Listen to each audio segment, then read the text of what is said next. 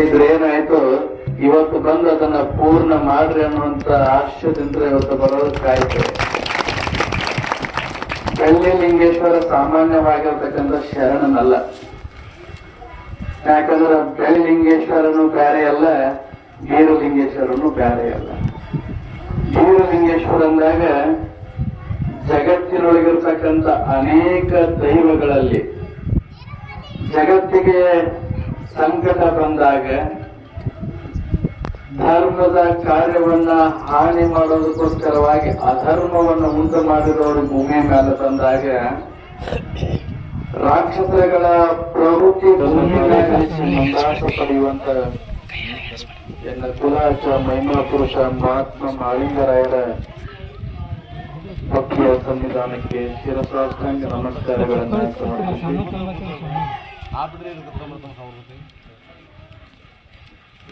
ಈ ನಾಡಿನ ಬಸವಾದೇಶ್ವರ ಶರಣರ ಪವಿತ್ರ ಸನ್ನಿಧಾನಕ್ಕೆ ಭಕ್ತಿಯಿಂದ ಶರಣೆಂದು, ಅದೇ ರೀತಿಯಾಗಿ ಗಂಗಲಿಂಗೇಶ್ವರರ ಬೀರಲಿಂಗೇಶ್ವರರ ತಾಯಿ ಸೂರಮ್ಮ ದೇವಿ, ತಂದೆ ಬ್ರಹ್ಮದೇವರ, ಅವರಿಗೆ ನಿತ್ಯವೂ ಕೂಡ ಕೈಲಾಸದೊಳಗ ಪರಮಾತ್ಮನ ಸೇವೆ ಮಾಡ್ತಿರ್ತಾರಂತ.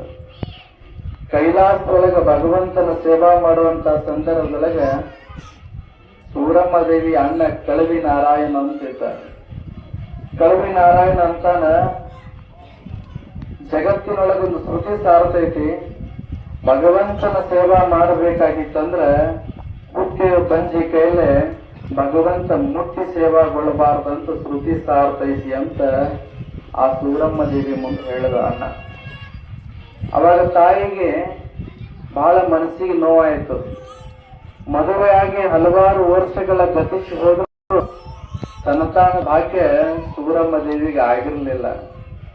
ಅವಾಗ ಅಣ್ಣನು ನನಗೆ ತುಚ್ಚಿ ಮಾತನಾಡ್ಲಕತ್ತಾನ, ಭಗವಂತನ ಸೇವಾ ಮಾಡೋದು ನನಗೆ ಬಿಡಿಸ್ಯಾರ, ಪ್ರಾಯಣ ಮಾಡಬೇಕಂತ ತಿಳ್ಕೊಂಡ ತಾಯಿ ತಪಸ್ಸನ್ನ ಮಾಡ್ತಾರೆ. ಘೋರವಾಗಿರತಕ್ಕಂತ ತಪಸ್ಸನ್ನ ಮಾಡಿದಾಗ ಭಗವಂತ ಆ ತಪಸ್ಸಿಗೆ ಮೆಚ್ಚಿ ಆ ಸೂರಮ್ಮ ದೇವಿಯ ಮುಂದೆ ಬಂದು ನಿಲ್ತಾನಂತ.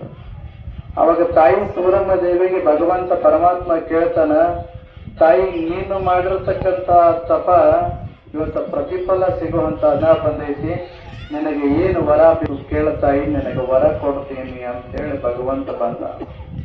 ಅವಾಗ ತಾಯಿ ಸೂರಮ್ಮ ದೇವಿ ಹೇಳ್ತಾಳ, ಜಗತ್ತಿನೊಳಗೆ ಶ್ರುತಿ ಸಾರ್ಥ ನಿನ್ನ ಸೇವಾ ಮಾಡೋದಕ್ಕೆ ನನಗೆ ಬಿಡಿಸ್ಬಿಟ್ಟಾರ. ಇವತ್ತು ಹುಟ್ಟಿ ಬಂಜಿಗೆಯಲ್ಲಿ ಮುಟ್ಟಿ ಸೇವಾ ಬೀಳಬಾರ್ದಂತೇಳಿ ನನ್ನ ಸ್ವಂತ ಅಣ್ಣ ನನ್ನ ತುಚ್ಚಿ ಮಾತಾಡ್ಲಿಕ್ಕತ್ತಾನ.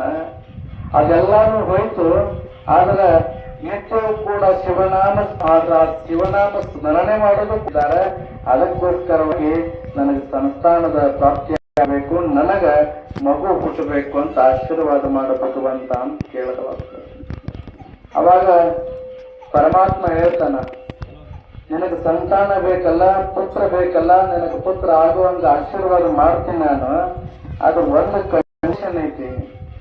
ಏನ ಕಂಡೀಷನ್ ಅಂತಂದ್ರ ನಿನ್ನ ಮಣಿ ಬೆಳಗುವಂತ ಮಗ ಬೇಕು, ನಿನ್ನ ಸಂಸಾರ ಮುಂದೆ ನಡೆಸುವಂತ ಮಗ ಬೇಕು, ಇಲ್ಲ ಜಗತ್ತು ಬೆಳಗುವಂತ ಮಗ ಬೇಕು ಅಂತ ಪರಮಾತ್ಮ ಕೇಳ್ತಾವಂತ.